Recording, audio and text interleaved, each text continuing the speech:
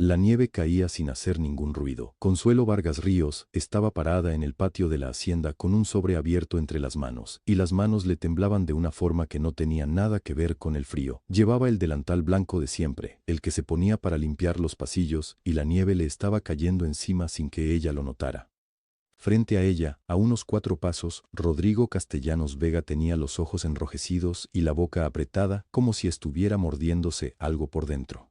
Entre los dos, aferrado al delantal de Consuelo con los 2 puños cerrados, estaba Mateo, 6 años. El niño miraba a su padre, sin decir nada, con esa seriedad extraña que le salía cuando los adultos no entendían nada de lo que estaba pasando. Desde la ventana iluminada de la sala principal, 3 mujeres elegantes observaban la escena sin moverse. Una tenía la copa de vino a la mitad del camino, hacia la boca, congelada. Otra se había acercado tanto al vidrio que le había empañado con el aliento. La tercera miraba con el ceño fruncido, como si estuviera viendo algo que no correspondía al guión que le habían prometido. Consuelo intentó hablar. Abrió la boca, le salió aire, nada más.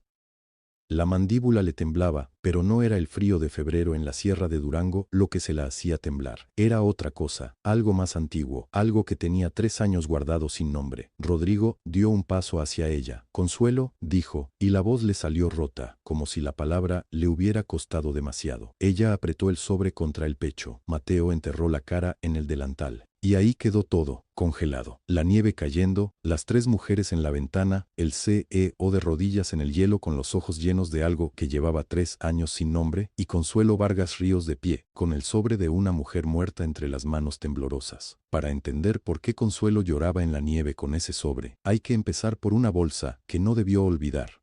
Y por un hombre que no debió abrir la boca. 10 días antes.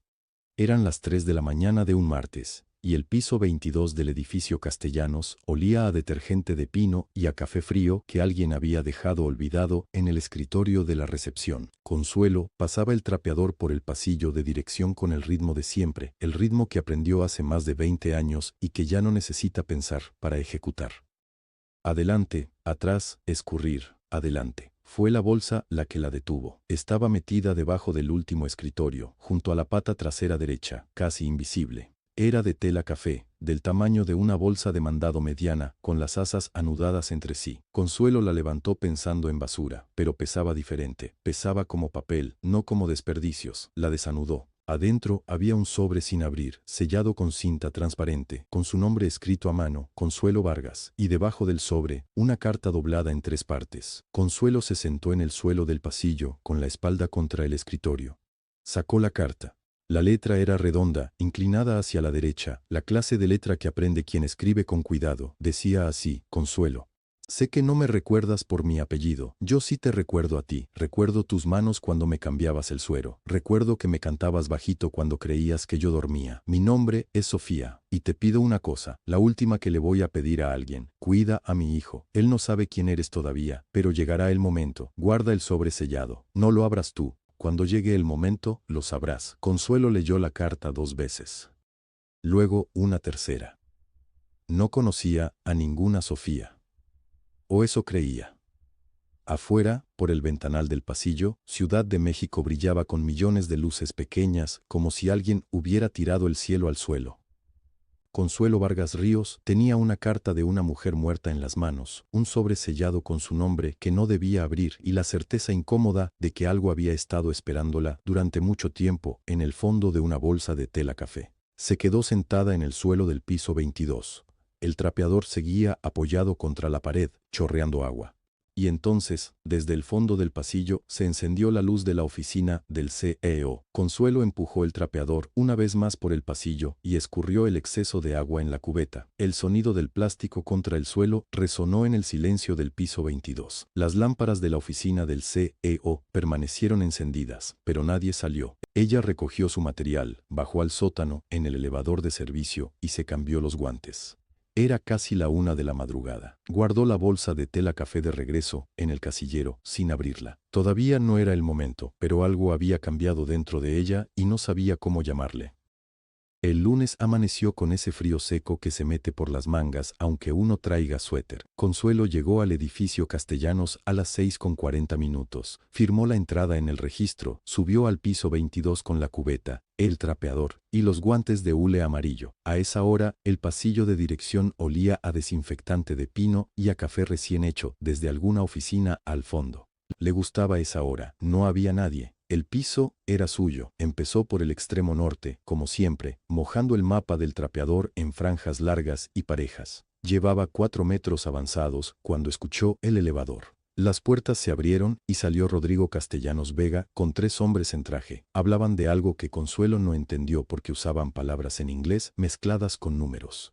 Ninguno la miró. Ella hizo a un lado el trapeador para dejarles pasar. Rodrigo pasó a 1 metro de ella. Entonces se detuvo. No la miró a los ojos. Miró el piso mojado, miró el trapeador y dijo en voz perfectamente audible, como quien comenta el tiempo: «Límpiese, señora. Este piso no es para usted». Los 3 ejecutivos sonrieron. Uno soltó una risa corta, de esas que duran menos de un segundo pero pesan mucho. Consuelo no respondió. Apretó el mango del trapeador con las 2 manos. La madera estaba fría. Se le pusieron blancos los nudillos por dentro del guante. Rodrigo y sus acompañantes siguieron caminando hacia la sala de juntas. Ninguno volteó. Entonces pasó Berta Ocampo, la asistente, con una tablet bajo el brazo y tacones que sonaban como golpes de martillo sobre el piso recién trapado. Se detuvo un instante junto a Consuelo, bajó la voz y le dijo: «Debería agradecer que la dejan subir hasta aquí». Y se fue. Consuelo soltó el trapeador despacio. Lo recargó contra la pared. Dobló el jalador, metió todo en la cubeta y empujó el carrito hacia el elevador de servicio sin hacer ruido. Las puertas de la sala de juntas ya estaban cerradas. Desde adentro llegaba el murmullo de los hombres hablando, tranquilos, como si nada hubiera ocurrido, porque para ellos nada había ocurrido. En el sótano, los casilleros del personal de limpieza estaban al fondo de un pasillo con luz de neón que parpadeaba cada 30 segundos.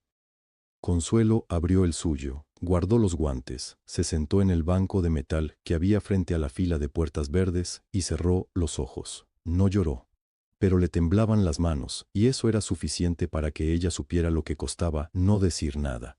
Eran las mismas manos que 11 años atrás le ponían compresas frías en la frente a su marido Aurelio cuando la fiebre no bajaba. Las mismas que le secaban la espalda, que le cambiaban la sábana a medianoche sin despertarlo, que le acomodaban la almohada, aunque él ya no reconociera su cara. Las mismas que 3 años atrás, en el Hospital General de Durango, sostenían la mano de una mujer desconocida que se llamaba Sofía y que respiraba con mucho trabajo. Consuelo abrió los ojos. Frente a ella estaba el casillero, todavía entreabierto, y ahí, en el rincón inferior, debajo de la bolsa de los zapatos de repuesto y de una chamarra enrollada, estaba la bolsa de tela café, la misma de siempre. Llevaba meses ahí, sin que ella la tocara, porque siempre había otra cosa que hacer, porque siempre había que salir rápido, porque uno no se pone a hurgar en las cosas viejas cuando todavía le quedan 3 pisos por trapear. Pero esta mañana las manos le temblaban, y algo dentro de ella, algo que no era exactamente valor sino más bien cansancio de esperar, dijo que ya. Consuelo se agachó, sacó la bolsa, la puso sobre sus rodillas y metió la mano adentro. Lo primero que sacó fue papel. Un papel doblado en 4, de color crema, con los bordes ligeramente ondulados como si en algún momento hubiera estado cerca de algo húmedo.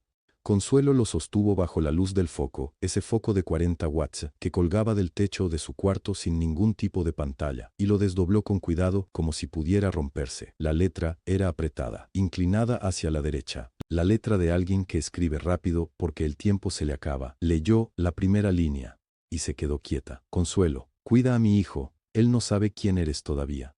El foco zumbaba. Afuera, en el pasillo, alguien jaló una cadena del baño. La tubería respondió con un golpe sordo que recorrió toda la pared. Consuelo bajó el papel, lo volvió a subir, lo leyó otra vez. Cuida a mi hijo. Él no sabe quién eres todavía. Al final de la carta, una firma. Sofía. Solo Sofía. Sin apellido.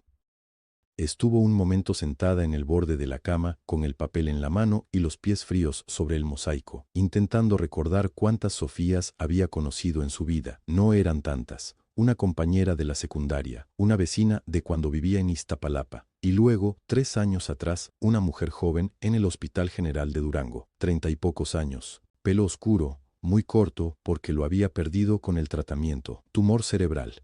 Cuarto de aislamiento en el tercer piso, ventana que daba a un patio interior con un árbol que estaba seco. Consuelo había llegado a ese hospital como empleada temporal. Trabajo de un mes, 2 a lo mucho, para cubrir la temporada de diciembre cuando el personal de base se iba de vacaciones. Ella no hacía enfermería, no estaba titulada para eso, pero ayudaba en lo que podía. Llevar charolas, cambiar sábanas, acompañar a los pacientes que no tenían visita. Sofía casi nunca tenía visita. Hablaba poco. Miraba mucho. Cuando Consuelo entraba al cuarto, Sofía la seguía con los ojos desde la cama con una atención tan concentrada que a veces daba un poco de cosa. Pero no era una mirada mala. Era una mirada de alguien que está aprendiendo algo de memoria. En su última noche lúcida, Sofía la había llamado por su nombre. Consuelo. Era tarde. Casi las 12. Consuelo estaba a punto de salir. Dígame, señora Sofía. Acérquese. Se acercó. Sofía tenía la bolsa de tela café entre las manos, la misma bolsa. Ya en ese momento algo se cerraba en sus dedos delgados con más fuerza de la que parecía posible. Guárdela. Cuando llegue el momento, usted sabrá. Consuelo pensó que era la morfina, pensó que era ese estado extraño en que los enfermos dicen cosas que suenan profundas pero no llevan a ningún lado. Tomó la bolsa porque no supo cómo negarse, y al día siguiente, Sofía ya no reconocía a nadie. Murió 4 días después. Consuelo asistió al velorio porque no había casi nadie más. Un señor de edad, muy serio, que no habló con ella. Una muchacha joven que lloraba en una esquina, y un hombre de espaldas anchas que estuvo todo el tiempo de pie junto al féretro sin moverse, como si lo tuvieran atornillado al piso. No supo sus nombres, no preguntó. Ahora tenía la carta en la mano y la leyó completa. Sofía describía a su hijo con la precisión de alguien que tiene miedo de olvidarlo. Tiene 6 años.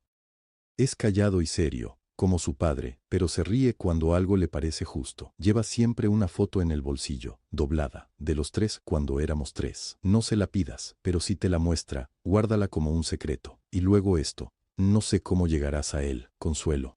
Pero los caminos se cruzan, yo lo sé. He visto cómo trabaja el mundo cuando uno lo necesita de verdad. Búscalo si algún día sientes que era para ti.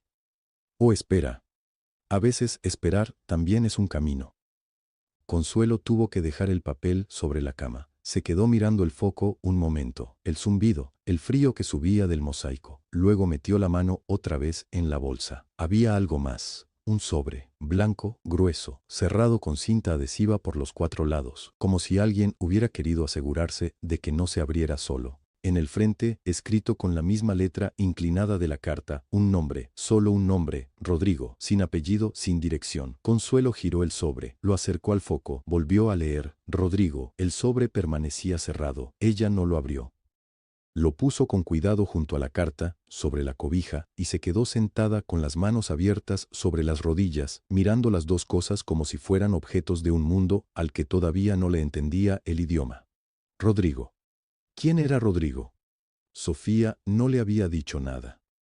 La carta no daba más. Y Consuelo no conocía a ningún Rodrigo que tuviera que ver con todo esto. O eso creía. Volvió a guardar la carta y el sobre en la bolsa. Dobló el dobladillo del papel con cuidado, como si pudiera romperse. Los metió juntos en el fondo de la mochila vieja, la de la hebilla rota que su difunto Aurelio le compró en el mercado de Tepito hace años. La colocó debajo de la cama, entre los zapatos, y apagó la luz, pero no durmió. Cuando amaneció el miércoles, el cielo sobre Ciudad de México tenía el color del aluminio mojado y la temperatura había bajado a niveles que nadie recordaba. Consuelo fue al trabajo con 3 suéteres y escuchó a sus compañeras hablar de nieve en las calles del norte de la ciudad, algo que pasaba quizás una vez cada 20 años. El jueves llegó el mensaje. Se lo mandó la supervisora por teléfono a las 6:15 de la mañana antes de que Consuelo terminara su café. Señora Consuelo. ¿Puede hablar? Ya la escucho. Hay una comisión especial. 3 días, quizás más. Una hacienda en Durango, en la sierra. El cliente paga triple tarifa y cubre transporte, comida y cuarto. Necesito gente de confianza. Usted es la primera que llamo. Consuelo se quedó callada un segundo. Triple tarifa. En 3 días se juntaba lo que normalmente tardaba 2 semanas. La operación de la rodilla costaba 38,000 pesos. Llevaba 2 años diciéndose que el siguiente mes, que el siguiente mes. ¿Cuándo salimos? Hoy. a las 10. El autobús era blanco, casi nuevo, con asientos de tela azul que todavía olían a fábrica. Iban 5 personas del equipo de limpieza. Consuelo, la señora Lupe con su trenza canosa, 2 chicos jóvenes que ella conocía apenas de vista, y Fermín, un hombre callado de Oaxaca que limpiaba cristales desde hacía 15 años y nunca protestaba por nada. Salieron por la autopista del norte y la ciudad fue quedando atrás. Consuelo llevaba la mochila en las piernas. No supo en qué momento decidió meterla entre sus cosas. Simplemente lo hizo. Lupe le ofreció un tamal de rajas. ¿Por qué carga tanto?, le preguntó señalando la mochila. Cosas personales, parece piedras. Algo así, dijo Consuelo, y mordió el tamal sin añadir nada más. Cuando dejaron atrás Zacatecas, la sierra empezó a cambiar el color del paisaje. Los pinos aparecieron primero solos, después en grupos, después como una muralla. La nieve cubría los lados del camino en franjas cada vez más anchas. El chofer subió el calefactor y nadie habló durante un buen rato. A las 4 de la tarde, la carretera que dejaban atrás desapareció bajo la nieve. «Ya no hay regreso hoy», dijo el chofer sin drama, como quien anuncia que cambió de estación en el radio. Lupe lo miró por el retrovisor. ¿Y eso es normal? En febrero aquí, sí, señora, San Cristóbal del Páramo apareció como lo que era, un pueblo que no le pedía permiso al tiempo para existir. Casas de adobe con paredes gruesas, puertas pintadas de azul y verde, una iglesia barroca de piedra rosa que dominaba la plaza como una persona seria en medio de una reunión. Había poca gente en la calle. Los que había caminaban rápido, con las cabezas metidas en las bufandas. Y al fondo del pueblo, pasando la última curva, los muros. Piedra oscura, casi negra, del tono que tiene la roca cuando la lluvia la ha mojado durante 100 años. La hacienda San Cristóbal era grande como un convento y callada como uno también. Tenía una puerta de madera con remaches de metal y un arco encima con una fecha tallada, 1843. Una mujer joven con mandil los recibió en el patio interior. «Bienvenidos. El señor Castellanos llegará mañana con sus invitados. Esta noche solo están ustedes y el personal fijo de la hacienda. Los cuartos de servicio están en el ala norte, Castellanos». Consuelo escuchó el apellido y algo se movió brevemente en su pecho, como una campana golpeada con suavidad. Pero lo dejó pasar. Castellanos era apellido de medio México, no significaba nada. El cuarto que le asignaron era pequeño y limpio, con una cama de madera, una ventana de marco blanco y una cobija de lana gruesa doblada al pie del colchón. Consuelo dejó la mochila en el piso, se sentó en el borde de la cama y escuchó el silencio. Un silencio distinto al de la ciudad, sin bocinas, sin televisores encendidos al fondo. Solo viento entre los pinos y de vez en cuando el crujido de la madera del techo. Se levantó y abrió la ventana para ver el patio. La nieve había dejado de caer. El patio era cuadrado, con una fuente de piedra en el centro cubierta de hielo. Y ahí, al lado de la fuente, había un niño pequeño, de unos 6 años, con un abrigo rojo que resaltaba contra todo lo blanco. Estaba solo. Miraba el cielo con la cara levantada, como si contara algo que solo él podía ver. Entonces el niño bajó la vista y la miró a ella. Consuelo no se movió, el niño tampoco. Entre los dos había el patio nevado, el frío, y esa mirada que no era de niño de 6 años, seria, quieta, como la de alguien que ya ha aprendido a esperar algo que no sabe nombrar. Consuelo sintió que el corazón le daba un paso hacia adelante antes de que ella lo autorizara. Consuelo se quedó en la ventana un momento más. El niño en el patio ya metía la mano en la nieve y la dejaba caer entre sus dedos, como si probara si era real. Luego dio la vuelta y desapareció por la puerta lateral. Ella no supo por qué tardó tanto en apartar la vista. El ruido llegó poco después. Motores, puertas, voces. 2 camionetas negras entraron por el portón de la hacienda levantando nieve a los lados. Consuelo se alejó del pasillo y siguió con su trabajo, pero el sonido la siguió. Tacones sobre el piso de piedra, maletas arrastradas, órdenes dadas en voz baja y urgente. Desde el umbral del comedor, sin querer, vio llegar al grupo. Rodrigo Castellanos Vega entró primero. Abrigo oscuro, sin bufanda, como si el frío no le importara o simplemente no lo sintiera. Detrás de él, Berta Ocampo cargaba una carpeta y hablaba sin parar mientras él caminaba sin escucharla del todo. El niño del abrigo rojo iba pegado al lado de su padre, con las manos en los bolsillos, callado. Las 3 mujeres llegaron por separado pero juntas. La licenciada Valentina Prado Escobedo, con el cabello recogido y una maleta pequeña que no dejó que nadie tocara. Isabela Montfort de Guzmán, que sonrió a todos en general y a nadie en particular, y Renata Alcántara Torres, que se detuvo en la entrada y miró el techo de vigas como si estuviera comprando el lugar. Berta las presentó con eficiencia. Rodrigo asintió. Las tres sonrieron. Consuelo recogió su cubeta y fue a meterse a la cocina. La reunión fue en la sala principal. Consuelo lo supo porque escuchó la voz de Rodrigo a través de la pared mientras acomodaba los materiales de limpieza en el cuarto de servicio. No levantaba la voz, eso era lo extraño. Explicaba todo como si leyera en voz alta un contrato de arrendamiento.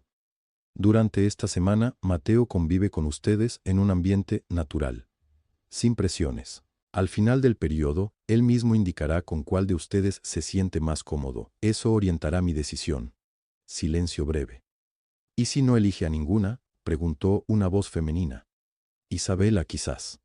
Eso también sería una respuesta, dijo Rodrigo. Consuelo no oyó más.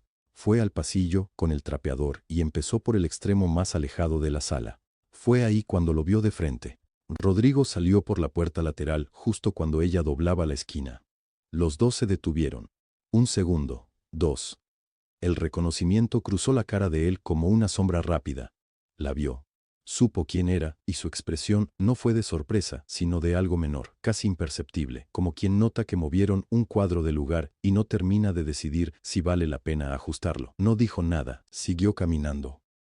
Consuelo apretó el mango del trapeador y esperó a que sus pasos se alejaran antes de moverse. La tarde cayó sobre la hacienda despacio. Las candidatas se instalaron en los cuartos del ala norte. Mateo fue llevado a su cuarto por Berta, que le explicó algo con paciencia excesiva y falsa. El niño escuchó con los brazos cruzados y la vista en el piso. A las 5, Consuelo entró al comedor a limpiar las mesas del almuerzo. Las ventanas ya estaban oscuras afuera, y el único sonido era el chirrido del trapeador sobre las baldosas de barro. No lo escuchó llegar. Cuando levantó la vista, el niño estaba sentado en el suelo, con la espalda contra la pared y las rodillas dobladas. El abrigo rojo seguía puesto. La miraba sin incomodidad, como si fuera perfectamente normal sentarse en el piso de una hacienda mientras una señora limpia. Consuelo paró. ¿Estás bien?, dijo, porque no sabía qué otra cosa decir. El niño asintió. Ella siguió limpiando, pero más despacio. El olor a madera húmeda y a cera vieja llenaba el cuarto. Afuera empezó a nevar de nuevo, copos grandes, lentos, que se pegaban al vidrio. El niño no se fue. Después de un rato, Consuelo se detuvo otra vez. ¿Cómo te llamas? Mateo, dijo él, voz seria, pareja, sin el titubeo que tienen los niños cuando les habla un desconocido. Yo soy Consuelo. Mateo asintió como si ya lo supiera. Hubo un momento de quietud. Solo el viento afuera, el crepitar lejano de la chimenea en la sala, y entonces el niño la miró directo, con esa mirada que Consuelo ya había visto desde la ventana. Seria, quieta, antigua. Usted conoció a mi mamá. Consuelo sintió que el piso se movía bajo sus pies, no como un temblor, como cuando uno da un paso y descubre que el suelo no está donde debía estar. Consuelo no respondió de inmediato. Buscó algo en qué apoyarse y puso la palma sobre el marco de la puerta. Mateo, dijo despacio. ¿Por qué me preguntas eso? El niño no apartó los ojos. Porque usted la conoce. Se le nota. Consuelo pensó en negarlo. Pensó en decir que no, que se confundía, que era tarde y él debía dormir. Pero había algo en esa mirada que hacía imposible mentir, una seriedad que no era de 6 años. Era de alguien que ha esperado mucho tiempo a que alguien le dijera la verdad. No sé si la conocí, dijo Consuelo, y eso no era del todo mentira. No sé si era la misma persona. Mateo asintió como si esa respuesta fuera suficiente por ahora. Mañana le muestro algo, dijo, y se metió de nuevo bajo las cobijas sin decir nada más. Consuelo volvió a su cuarto caminando despacio por el pasillo frío. La hacienda crujía. Afuera, la nieve seguía cayendo sin prisa, como si tuviera todo el tiempo del mundo. No durmió. El sábado amaneció con un silencio distinto, más pesado. El tipo de silencio que tienen los lugares cuando la nieve cubre todo sonido posible. Consuelo esperó a que Rodrigo y las candidatas bajaran al comedor. Escuchó desde el pasillo el ruido de cubiertos, la voz de la licenciada Valentina preguntando si había café de olla, la risa calculada de alguien que quiere parecer encantadora a las 8 de la mañana. Esperó 10 minutos más. Entonces fue al cuarto de Mateo. El niño ya estaba despierto, sentado en el borde de la cama con los calcetines puestos y el pelo sin peinar. En cuanto la vio entrar, metió la mano en el bolsillo de su pijama y sacó una foto. Era pequeña, del tamaño de las que imprime una farmacia. Estaba doblada por la mitad y tenía una esquina desgastada, como de tanto sacarla y guardarla. Mateo la extendió hacia ella. Esta es mi mamá. Consuelo tomó la foto, y el mundo se detuvo. Era una mujer joven, de pelo oscuro recogido en una trenza floja, en una cama de hospital. Tenía los ojos cansados, pero sonreía. La sonrisa era de las que cuestan trabajo, de las que uno sostiene, para que el otro no se preocupe. Consuelo la había visto así, en esa misma cama, con esa misma trenza que ella misma le había hecho una tarde, porque la mujer no podía levantar los brazos sin que le doliera. Las manos le temblaron. La foto casi se le cae. La sostuvo con las dos manos y respiró. ¿Cómo se llamaba tu mamá?, preguntó, aunque la voz le salió apenas. Sofía, dijo Mateo. Mi papá dice que se fue al cielo, pero yo creo que dejó cosas aquí. Consuelo levantó la vista del retrato. ¿Qué tipo de cosas? Mateo se encogió de hombros con esa honestidad brutal que tienen los niños. No sé, pero se siente. A veces en la hacienda se siente que hay algo que todavía no terminó. Consuelo tuvo que respirar de nuevo antes de preguntar lo siguiente. ¿Sabes cómo se llamaba de apellido antes de casarse?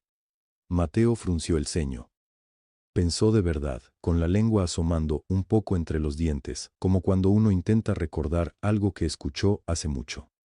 Ríos, dijo al fin. Sofía. Ríos. Consuelo cerró los ojos. Sofía Ríos. El mismo apellido que ella cargaba desde que nació, desde que su madre la registró en una oficina polvosa en Durango hacía 54 años. No eran parientas, eso lo sabía. En México hay miles de ríos, y era una coincidencia sin más explicación que el azar. Pero el peso de escucharlo fue como recibir algo muy pesado sin avisar. Una caja que creías vacía y resulta llena de piedras. Le devolvió la foto al niño con cuidado. Mateo la guardó en el bolsillo con la misma naturalidad con que uno guarda algo valioso que no quiere perder. Gracias por mostrarme, dijo Consuelo. ¿La conocía? Una pausa. Creo que sí, dijo Consuelo. Creo que sí, la conocí. Mateo asintió. Se levantó de la cama y fue a buscar sus tenis sin decir nada más, como si eso fuera suficiente, como si llevar 3 años esperando esa respuesta y por fin escucharla fuera algo que no requería más palabras. Consuelo subió a su cuarto con paso firme, cerró la puerta, sacó la bolsa del armario y la puso sobre la cama. Adentro, debajo de la carta, estaba el sobre, cerrado, con el nombre escrito a mano con letra clara y segura, Rodrigo Castellanos. Consuelo lo sostuvo entre los dedos. El papel era grueso, del tipo que usan los notarios. El sello seguía intacto después de 3 años. Abrirlo no era su derecho, pero guardarlo más tiempo, eso tampoco podía seguir siendo su silencio. Se quedó ahí sentada, con el sobre en las manos y la nieve cayendo afuera, sin saber todavía cuál de las dos cosas era la cobardía. Volvió a guardar el sobre dentro de la bolsa al armario, y se quedó dormida con la ropa puesta, encima de las cobijas, porque quitarse los zapatos esa noche le parecía un esfuerzo demasiado grande. El domingo amaneció con un cielo blanco que aplastaba la hacienda desde arriba. La nieve había parado, pero el frío seguía ahí, quieto, instalado en los pasillos de piedra, como si pensara quedarse para siempre. Consuelo llevaba 40 minutos fregando el corredor del ala este cuando escuchó las voces de las candidatas en el comedor. Una risa cristalina, de las que no suenan a alegría, sino a estrategia. Luego otra voz, más grave, midiendo cada palabra. Valentina Prado llegó al desayuno con una caja envuelta en papel plateado y un moño rojo. La puso frente a Mateo sin preámbulo. Es un set de construcción de ingeniería, de los que usan los niños superdotados en Europa. Mateo miró la caja, la miró a ella, dijo, gracias, con la voz pequeña que usaba cuando no tenía ganas de hablar y siguió desayunando su avena. La caja quedó sobre la silla de junto todo el día, sin abrirse. Isabela Montfort no trajo regalo. Trajo preguntas.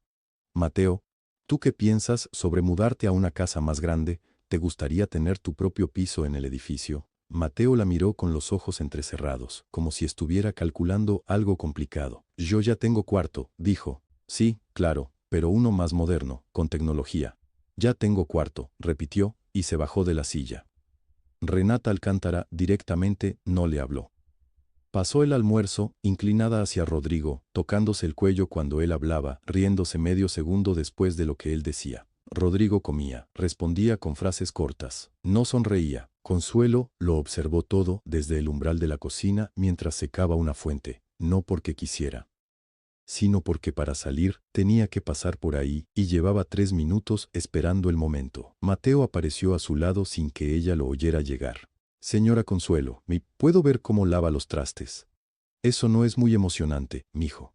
A mí sí me parece. Consuelo no supo qué decir a eso, así que simplemente dejó que se sentara en el banco de madera junto al fregadero y siguió lavando. El niño estuvo callado 10 minutos, mirando el movimiento del estropajo contra el peltre. Y eso fue suficiente para los dos. Berta encontró la escena media hora después. Esa tarde, cuando Consuelo recogía los candelabros del salón, Berta se le acercó con su sonrisa de medio segundo de más, la que siempre llegaba antes que las malas noticias.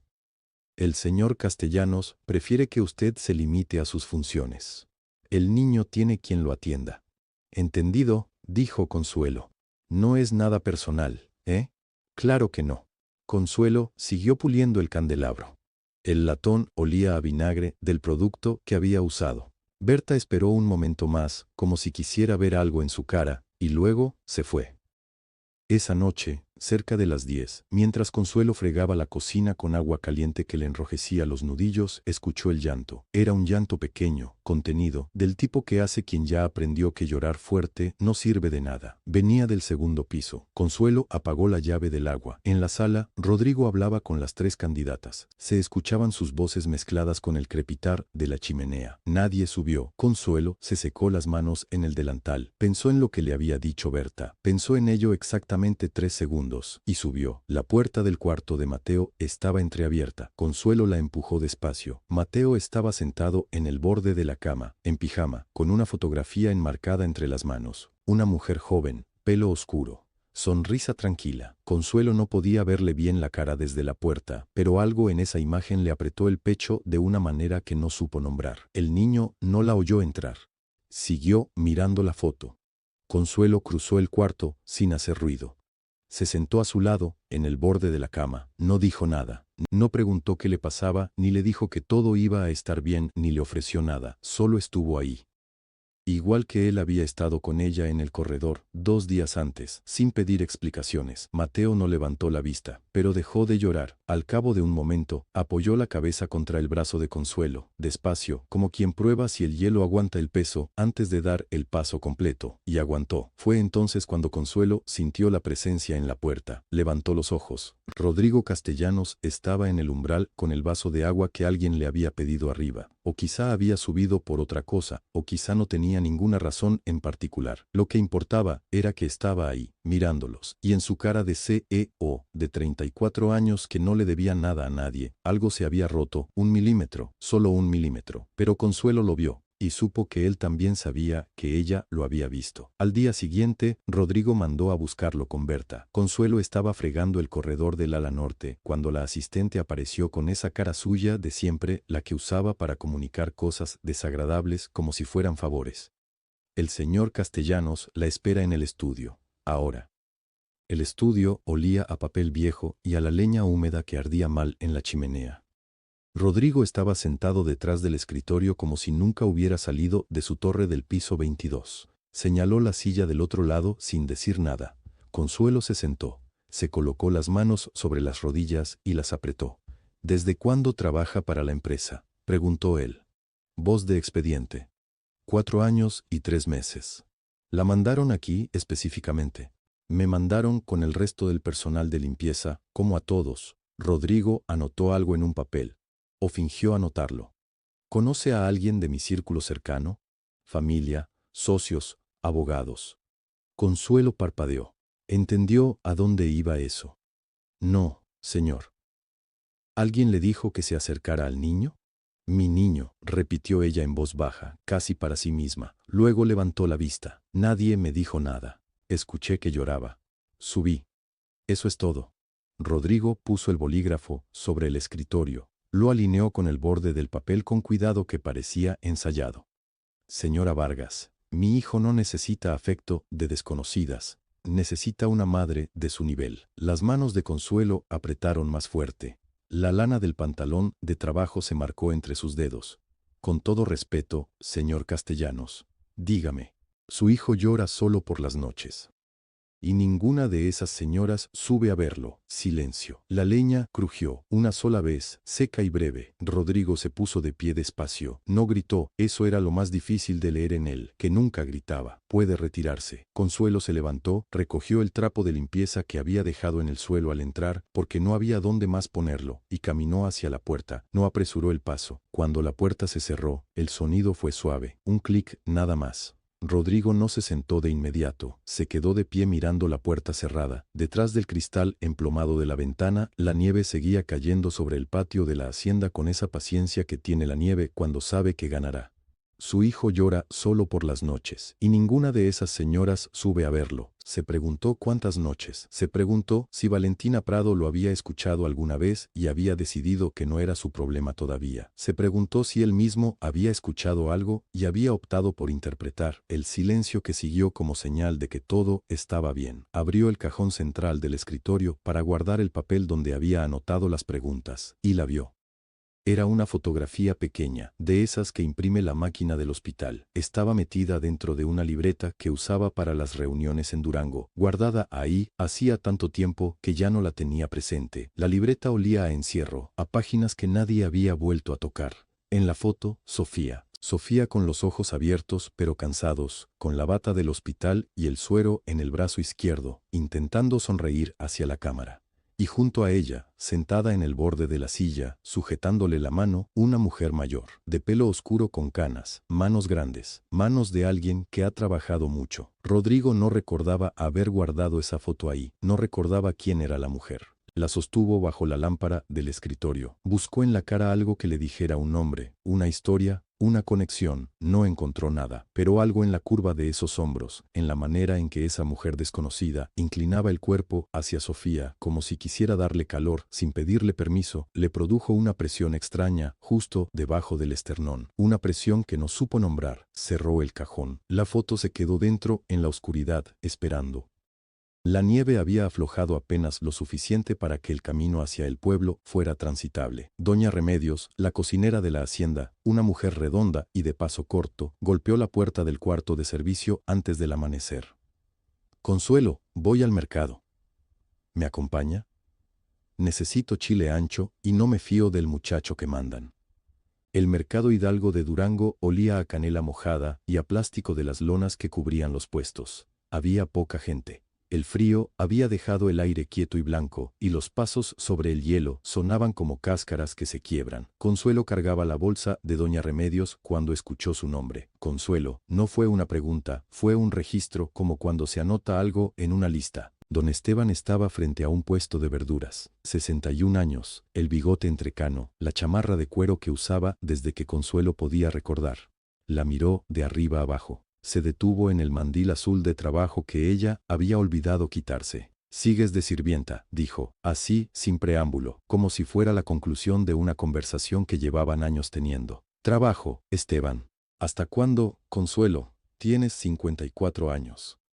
¿Hasta cuándo vas a andar andar cargando cubetas en casa de otros?» Doña Remedios fingió gran interés en unos chiles a 2 metros de distancia. «No vine a discutir», dijo Consuelo. «Yo tampoco, solo pregunto». Don Esteban escogió un jitomate, lo apretó, lo devolvió al montón. «Siempre dije que te quedaste en Durango demasiado poco, que debiste haberte quedado aquí cuando enviudaste. Aquí tienes familia». «Aquí tengo a alguien que me dice que soy una sirvienta en el mercado». Don Esteban no respondió, se limitó a menear la cabeza, despacio, con esa paciencia condescendiente de quien cree que tiene razón y ha dejado de pelear, por demostrarlo. Consuelo no dijo más, tomó la bolsa de Doña Remedios y siguió caminando. De regreso en la hacienda, Doña Remedios no preguntó nada. Le puso una taza de café en la mano y se metió a su cocina sin decir una palabra. Eso fue, quizás, lo más amable que alguien le había hecho en días. El cuarto de servicio era pequeño, pero tenía una cama firme y una ventana que daba al patio trasero. Consuelo cerró la puerta, se sentó en el borde de la cama. El café se enfriaba entre sus dedos, y entonces llegó, no de golpe, sino despacio, como agua que sube por una tela. El llanto. No era tristeza limpia, era otra cosa. Era el lunes en el piso 22, la voz de Rodrigo Castellanos diciéndole que limpiara el piso delante de todos. Era 11 años cargando sola desde que murió Aurelio. Era la cara de Esteban en el mercado, el mandil azul, el jitomate que apretaba mientras la juzgaba. Era la carta de Sofía, que no sabía qué hacer con ella. Era Mateo mirándola como si ella tuviera una respuesta que nadie más tenía, y ella sin saber ni cuál era la pregunta. Se limpió la cara con la manga. Respiró por la nariz hasta que el pecho dejó de temblar. Abrió el cajón de la mesita, sacó el sobre sellado, lo sostuvo con las dos manos. Era un sobre grueso, de papel de calidad, con el borde reforzado. Tenía escrito por fuera, con la misma letra femenina de la carta, para Rodrigo: cuando llegue el momento. Consuelo no lo había abierto, 3 años sin abrirlo, no por respeto al muerto, sino porque tenía miedo de lo que encontraría adentro, y ahora ese miedo se había vuelto concreto, con nombre y apellido: Castellanos. Escuchó los pasos en el pasillo antes de que llegaran a la puerta, pasos cortos, irregulares. El sonido inconfundible de unos tenis de niño sobre el piso de madera. La puerta se abrió. Mateo estaba en el umbral con el pijama de rayas y los calcetines sin emparejar. Tenía el pelo revuelto y los ojos completamente despejados, como si no hubiera estado dormido en absoluto. Miró a Consuelo, miró el sobre en sus manos. Hubo un silencio que duró exactamente lo que tarda un niño en decidir que va a decir la verdad. Eso es de mi mamá, ¿verdad? Consuelo sintió el sobre volverse más pesado entre sus dedos. No pudo decir que no, no pudo decir nada, y Mateo la seguía mirando con esos ojos tranquilos y serios, como quien espera una respuesta que ya conoce, y solo quiere saber si el adulto frente a él va a tener el valor de darla. Consuelo dijo que sí con la cabeza. Un movimiento pequeño, casi imperceptible. Pero Mateo lo vio. El niño entró al cuarto de servicio como si ya hubiera estado allí antes. Se sentó en el borde de la cama sin que nadie lo invitara, con esa calma de los niños que no necesitan permiso para ocupar el espacio que sienten suyo. Mi mamá me habló de usted, dijo. Consuelo se quedó parada junto al armario, el sobre todavía en la mano. ¿Qué te dijo?, logró preguntar. Mateo se acomodó las manos en las rodillas. Era un gesto muy serio para alguien de su tamaño. Dijo que había una señora de manos grandes que la cuidaba en el hospital, que le cantaba a veces cuando tenía frío. Hizo una pausa, y que si algún día yo la veía, le dijera que ella le dijo gracias. El cuarto olía a madera húmeda y a la vela de cebo que Consuelo había encendido antes de dormir. Afuera, la nieve caía sin hacer ruido, que es la manera más pesada de caer. Yo tenía 3 años, continuó Mateo, con el tono de quien recita algo importante. No me acuerdo bien de ese tiempo, pero mi abuela me lo repitió después, muchas veces, hasta que se lo aprendió ella también. ¿Tu abuela materna?, preguntó Consuelo, con la voz muy quieta. Sí, la mamá de mi mamá. Mateo miró la vela. Ella murió hace 1 año. Antes de morirse me dijo que no se me olvidara el mensaje, que era importante. Consuelo sintió que el pecho se le cerraba despacio, como cuando aprietan algo con cuidado para que no se rompa. Recordaba a Sofía en aquella cama del Hospital General de Durango. Recordaba sus manos, delgadas y frías. Recordaba haberle puesto una cobija extra porque la calefacción del pabellón fallaba esa semana. No recordaba haber cantado, pero era posible. A veces lo hacía sin darse cuenta, entre turno y turno, cuando creía que los pacientes dormían. ¿Usted es esa señora?, preguntó Mateo. Y la miraba con unos ojos que no pedían, confirmaban. Sí, dijo Consuelo, soy yo. Mateo asintió una vez, despacio, con la seriedad de alguien que acaba de resolver un problema que traía pendiente hace mucho tiempo. Sabía, dijo simplemente. Hubo un silencio. Afuera crujió una viga del techo bajo el peso de la nieve acumulada. Señora Consuelo, dijo el niño, ¿me puede dar ese sobre? Consuelo bajó la vista al sobre que seguía en su mano. ¿Para qué? Para dárselo a mi papá. Mateo habló con cuidado, como explicando algo a alguien que necesita entenderlo bien. Mamá dijo que papá necesitaría leerlo cuando estuviera listo. Así me dijo mi abuela. ¿Cree que ya está listo? Consuelo miró por la ventana pequeña de su cuarto. La nieve no paraba. Llevaba días sin parar. No lo sé, dijo con honestidad. Pero creo que ya no podemos esperar más. Mateo consideró eso un momento. Luego extendió la mano. Consuelo dudó.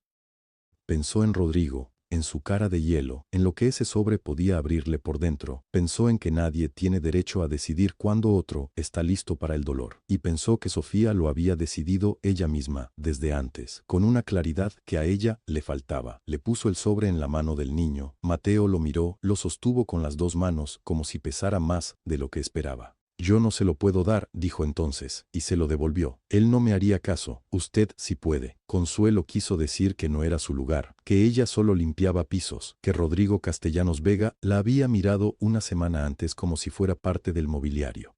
Pero tenía el sobre en la mano otra vez, y Mateo la miraba con los ojos de su madre, aunque ella no lo supiera todavía con certeza. Está bien, dijo Consuelo. Mateo se bajó de la cama, se detuvo en la puerta. Gracias, señora Consuelo, lo dijo igual que diría cualquier cosa cotidiana, y eso fue lo que lo hizo insoportablemente serio. Esa noche, pasadas las 11, cuando la hacienda entera dormía y los pasillos de madera crujían solos, Consuelo caminó descalza hasta el estudio de Rodrigo en el ala norte. Se agachó frente a la puerta. Deslizó el sobre por la ranura inferior, despacio, sin hacer ruido, sin nota, sin explicación. Solo el sobre con su nombre escrito a mano por una mujer que llevaba 3 años muerta. Regresó a su cuarto, no prendió la vela. A la mañana siguiente, el estudio de Rodrigo llevaba 3 horas cerrado con llave. Nadie había escuchado moverse al señor Castellanos. Nadie lo había visto salir. Las 7 de la mañana llegaron con olor a leña quemada y al chirrido del viento entrando por las rendijas del corredor. Berta ya andaba en el pasillo del ala norte, carpeta bajo el brazo, zapatos de tacón repiqueteando contra las tablas. Llamó a la puerta del estudio 3 veces. Silencio. La llamó una 4ª vez. Nada. A las 10, las candidatas desayunaron sin él. La licenciada Valentina Prado pidió café americano y preguntó, con esa sonrisa que no llega a los ojos, si el señor Castellanos tenía costumbre de desaparecer. Nadie supo qué contestarle. Berta intentó pasar una nota por debajo de la puerta. La nota volvió a salir, empujada desde adentro, sin palabras. A las 12 menos cuarto la llave giró. Rodrigo Castellanos salió del estudio con la corbata suelta, el nudo caído hacia el pecho, la camisa blanca arrugada en el hombro derecho. Traía el sobre en la mano, abierto, y los ojos con ese rojo seco que dejan las lágrimas cuando ya se secaron hace horas. Berta lo esperaba al final del pasillo. Señor, tenemos el recorrido de la tarde pendiente. Las señoras quieren cancela todo por hoy. Pero el itinerario, todo, Berta. No fue un grito, fue peor. Fue una voz sin entonación, plana como hielo. Berta cerró la carpeta. Rodrigo siguió caminando. Lo escucharon bajar la escalera de madera. Lo escucharon cruzar la sala. Luego llegó el olor, naranja recién pelada, dulce y ácida al mismo tiempo, filtrándose desde la cocina. Se detuvo en el umbral. Mateo estaba sentado en el banco de madera junto a la ventana empañada, con la lengua asomada de concentración. Consuelo le guiaba la muñeca despacio, enseñándole a girar el cuchillo de fruta en espiral, levantando la cáscara en un solo hilo continuo. El niño llevaba 4 intentos fallados y no se había rendido. En la mesa había cáscaras rotas, gajos abiertos y un vaso de jugo que nadie había pedido, pero que Consuelo había preparado de todas formas. Así, dijo ella. Despacito, el cuchillo no aprieta, solo acompaña. Se me rompe, dijo Mateo. Se me rompió a mí miles de veces. Sigue. Rodrigo no entró todavía, solo miró. Mateo logró 3 centímetros de espiral limpia y soltó un sonido corto, satisfecho, que no era exactamente una risa, pero se le parecía mucho. Consuelo asintió sin decir nada, como si ese gesto ya valiera más que cualquier elogio. Fue entonces cuando Mateo levantó la vista y vio a su padre en la puerta. El niño no dijo nada. Rodrigo tampoco. Pero algo pasó entre los dos en ese segundo que Consuelo no supo nombrar. Ella dejó la naranja sobre la mesa. Se puso de pie despacio, con la espalda derecha, las manos limpias sobre el delantal, lista para lo que fuera. Rodrigo entró a la cocina. Sus pasos sobre las baldosas sonaron distintos a los de siempre, más lentos, más pesados, como si cada uno le costara algo. Se paró al otro lado de la mesa. Miró el sobre que llevaba en la mano. Luego miró a Consuelo. Usted la conoció, dijo. No era una pregunta. Sí, dijo Consuelo. Le dio agua. Le peinó el cabello cuando ya no podía moverse. Sí, le leyó en voz alta, dice aquí. Rodrigo bajó los ojos al sobre. Dice que usted le leía las oraciones de su mamá, que las sabía de memoria. Consuelo no respondió. ¿Las sabía? Todavía las sabía. Mateo dejó el cuchillo sobre la mesa con cuidado, mirando a los dos adultos con esa atención seria de los niños que entienden más de lo que uno cree. Rodrigo levantó la vista, y entonces, en la cocina que olía a naranja y a leña, con el viento golpeando los vidrios de la sierra, el hombre que había pasado 3 años siendo hielo abrió la boca. Lo que salió no fue una disculpa, no fue una explicación, fue algo mucho más difícil para alguien como él. ¿Cómo se llamaba su mamá? Consuelo parpadeó. Rodrigo aclaró la voz. La de usted, su mamá. Sofía quería saber. Lo escribió aquí, al final. Dice, nunca le pregunté cómo se llamaba su madre. Pregúntaselo tú. El silencio duró 2 segundos. 3. Y entonces Consuelo Vargas Ríos, que había aguantado todo lo demás, sintió que el pecho se le abría como la cáscara de una naranja en espiral. De un solo hilo, sin romperse. Graciela, dijo Consuelo. La voz le salió pequeña, sin preparación. Se llamaba Graciela. Rodrigo repitió el nombre en silencio, solo con los labios. Luego cerró el cuaderno. Ven, dijo, y se corrigió solo, como si acabara de escucharse. Perdón. ¿Puede salir un momento, señora Consuelo? Afuera, al patio. Afuera, nevaba despacio. No como la tormenta de los primeros días, sino con calma, casi con cuidado, como si la sierra hubiera decidido tomarse su tiempo. Los copos caían sobre las macetas de piedra, sobre la banca de hierro, sobre los hombros del saco de Rodrigo, que había salido sin abrigo y no parecía importarle. Consuelo se cruzó los brazos sobre el pecho. El frío olía a pino y a algo quemado, alguna chimenea encendida más adentro de la hacienda. Rodrigo no la miraba todavía, miraba las montañas, que a esa hora eran pura oscuridad con bordes blancos. Usted le sostuvo la mano, dijo al fin. No era una pregunta. Sí, dijo Consuelo. Yo no pude estar ahí esa noche. Hizo una pausa corta, apretada. Había un vuelo cancelado. Una junta que no podía moverse. Siempre algo. Siempre algo que no podía moverse. Consuelo no dijo nada. Sabía que no era el momento de decir nada. Pues llegué 6 horas después, continuó Rodrigo. Ya no había nada que hacer, solo papeleo. Soltó el aire por la nariz.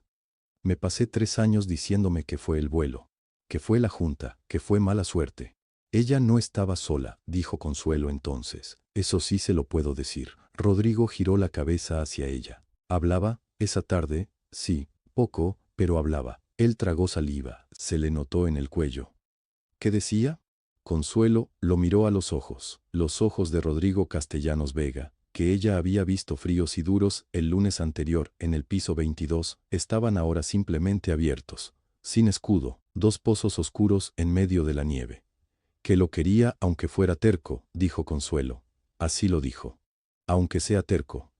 Y que Mateo tenía su misma manera de fruncir el ceño cuando algo no le cuadraba. Rodrigo se dobló. No fue un gesto teatral, fue físico, como cuando un golpe llega al estómago y el cuerpo decide por su cuenta. Las manos en las rodillas, la espalda curva, la cabeza baja. El sobre se le escurrió de los dedos y cayó a la nieve sin ruido. Ninguno de los dos lo recogió. Entonces apareció Mateo. Había salido descalzo, con los calcetines de rayas que Consuelo le había visto en la cena, y nadie lo había notado venir. Se agachó sin decir nada, tomó el sobre con las 2 manos con esa seriedad suya de persona pequeña que entiende cosas grandes y se lo devolvió a su padre. Rodrigo se arrodilló en la nieve para quedar a su altura. Mateo lo miró, le puso una mano en la mejilla, con la palma abierta, como si lo hubiera visto hacer eso a alguien alguna vez, y lo guardara desde entonces. Rodrigo cerró los ojos un segundo. Cuando los abrió, desde abajo, miró hacia arriba a Consuelo. Desde la ventana del salón, las 3 candidatas observaban. Valentina Prado dijo algo en voz baja, con los brazos cruzados. Ninguna de las otras 2 le respondió.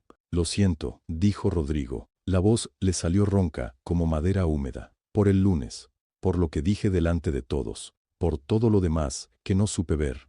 Consuelo sintió el frío en los pies a través de los zapatos. Sintió el peso de la semana entera, del viaje, de las noches sin dormir bien, de cada vez que había doblado una esquina en esa hacienda tratando de hacerse pequeña. No dijo, no importa, porque sí había importado, ya lo sé, dijo.